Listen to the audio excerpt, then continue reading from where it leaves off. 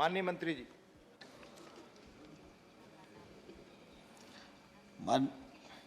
माननीय उपसभापति महोदय, पीएम किसान सम्मान निधि योजना केंद्र सरकार की एक महत्वाकांक्षी योजना है और देश भर में 11.5 करोड़ किसानों को लगभग 1,60,000 करोड़ रुपए से अधिक पैसा उनके खातों में अंतरित किया गया है।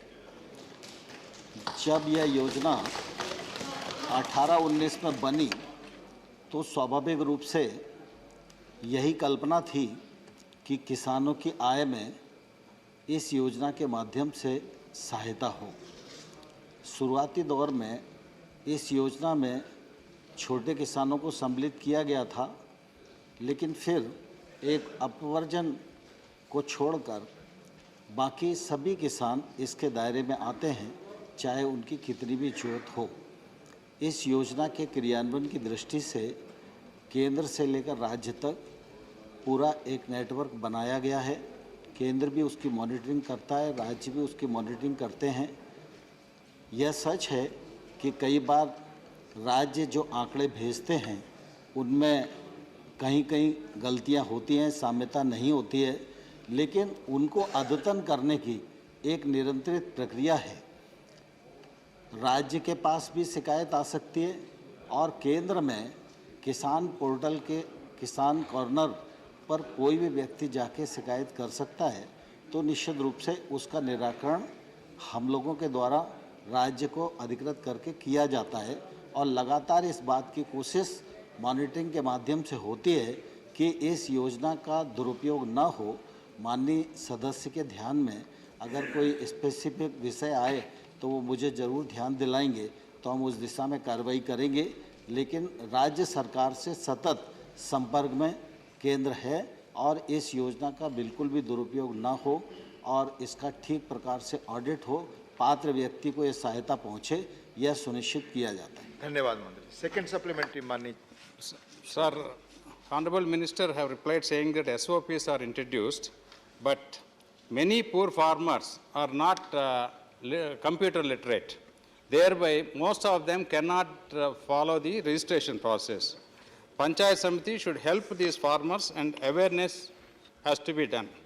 I would like to know from the Honorable Minister whether any awareness campaign or publicity about the scheme is properly done or not.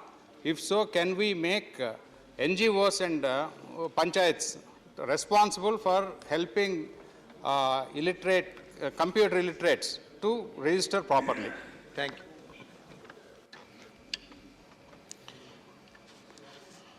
माननीय सभापति महोदय, मैं समझता हूँ कि इस स्कीम की दृष्टि से पर्याप्त जागरूकता ग्रामीण क्षेत्र में है, लेकिन हमारा फिर भी यह प्रयत्न लगातार राज्य सरकारों के माध्यम से रहता है कि जो किसान इस योजना से अभी छूटे हुए हैं उनको जल्दी से जल्दी जोड़ा जाए।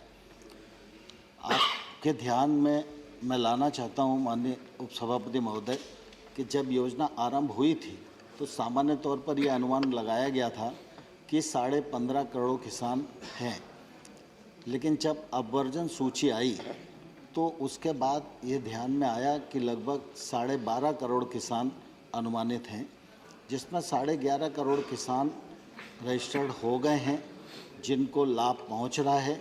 शेष किसान धीरे धीरे जुड़ रहे हैं, बहुत बड़ी संख्या नहीं है। पहले आपको ध्यान में है कि पश्चिम बंगाल इस स्कीम को ज्वाइन नहीं किए था, तो लगभग बड़ा चंक पश्चिम बंगाल का ही था, लेकिन पश्चिम बंगाल भी ज्वाइन कर गया है और उनके लोग भी काफ़ी रजिस्टर्ड हो गए, उनको भी लाभ मिलने लगा है। मैं आपके माध्यम से माननीय सदस्य को बताना चाहता हूं कि एक प्रक्रिया ये है कि अपने आप को इस स्कीम को ज्वाइन करने के लिए किसान चाहे तो किसान कॉर्नर पर आकर स्वयं भी अपना आवेदन कर सकता है।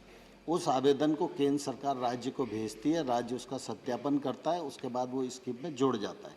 साथ ही एक मामूली शुल्क के साथ CSC को भी अधिकृत किया गया है हर पंचायत में कि कोई भी किसान आए तो उसके माध्यम से वो अपने को रजिस्टर्ड भी करा सकता है और जो रजिस्टर्ड किसान है वो अपने स्कीम के बारे में उसकी क्या स्थिति है, कितना पैसा उसे आ रहा है, या किसी प्रकार का सुधार करना चाहता है, या किसी व्यक्ति की मृत्यु हो गई है तो उसका दूसरा नाम चढ़वाना चाहता है, तो इसके लिए सीएससी को भी गांव-गांव में अधिकृत किया गया है।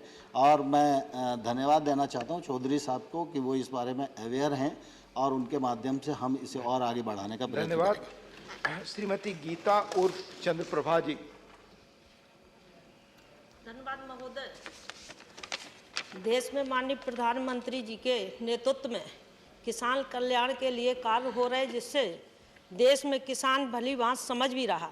मैं माननीय मंत्री जी से पूछना चाहती हूं कि पीएम किसान सम्मान निधि के अलावा अन्य किन योजनाओं के माध्यम से देश के किसानों को लाभान्वित किया जा रहा है। धन्यवाद। हालांकि ये प्रश्न किसान योजना के बारे में है, माननीय मंत्री जी चाहें तो ब्रीफली कुछ कह सकते हैं। माननीय उपसभापति महोदय, माननीय सदस्य के ध्यान में है कि प्रधानमंत्री नरेंद्र मोदी जी ने जब से कामकाज संभाला है तो 2014 से लेकर अब तक लगातार 7 सालों में कृषक और कृषि दोनों आगे बढ़ें, समृद्धता की ओर बढ़ें, इस दृष्टि से अनेक प्रयत्न किए गए हैं। पीएम किसान सम्मान निधि भी उसमें एक कार्यक्रम है। इसके अतिरिक्त भी अगर आप देखेंगे तो चाहे केसीसी की जो सीमा है उसको दोगुना करना, चाहे देखें हम तो एमएसपी को 1.5 गुना बढ़ाना, एमएसपी पर खरीद बढ़ाना, 1 लाख करोड़ रुपए का इंफ्रास्ट्रक्चर फंड बनाना, 10,000 एफपीओ बनाकर छोटे किसान की ताकत बढ़ाना, उसे महंगी फसलों की ओर आकर्षित करना, ऐसे तमाम सारे कार्यक्रम हैं जिनका लाभ किसानों को मिल रहा है। धन्यवाद। माननीय विशंबर प्रसाद निषाद जी। मानवर किसान अन्नदाता जो है, जो किसान सम्मान निधि का सवाल है, आज हम देख रहे हैं कि चूंकि किसान घाटे खेती कर रहा है, हमारे बुंदेलखंड में फतेहपुर में उधर अन्ना जाने के कारण आज ठंड में जो है मचान घाल करके किसान अपने खेत पे पड़ा हुआ है। मानवर डीजल पेट्रोल के दाम बढ़ने से, खाद बीज के दाम बढ़ने से माननीय विशंबर जी सवाल पूछे। इसी सवाल पे मानवर तो चूंकि मानवर देश का किसान ये चाहता है कि एमएसपी का कानून बने। पीएम किसान निधि पर है, अगर आप सवाल पूछना चाहते हैं मैं मूव करूंगा दूसरे व्यक्ति नहीं, किसान सम्मान निधि के बारे में पूछ रहा हूँ। मानो किसान सम्मान निधि जो है ये पर्याप्त नहीं है। हम देख रहे हैं कि ये चुनाव सम्मान निधि बनाई गई है, जब तक चुनाव आता है तब इसको जारी किया जाता है। एमएसपी कानून बने, क्या माननीय मंत्री एमएसपी कानून बनाए, एमएसपी कानून बनाने का काम करेंगे। सवाल प्लीज माननीय राम कुमार वर्मा जी। आदरणीय उपसभापति जी, बहुत बहुत धन्यवाद। इसी के साथ में मैं क्वेश्चन पूछने से पहले माननीय प्रधानमंत्री जी का विजन और मंत्री जी का दृष्टिकोण, जो एक बार सुनिए आप, पहली बार देश के अंदर किसानों के हित के अंदर, मैं क्वेश्चन पर आ रहा हूं सर, सम्मान निधि के रूप में और अन्य स्कीम के लाभ दिया। मैं मंत्री महोदय से जानना चाहूंगा कि राजस्थान के अंदर 2018 और 19 इसी तरह से वेस्ट बंगाल में 3 फाइनेंशियल ईयर में ये पैसा नहीं गया, इसके कारण क्या है? मैं मंत्री महोदय से जानना चाहूंगा कि ये क्यों नहीं गया।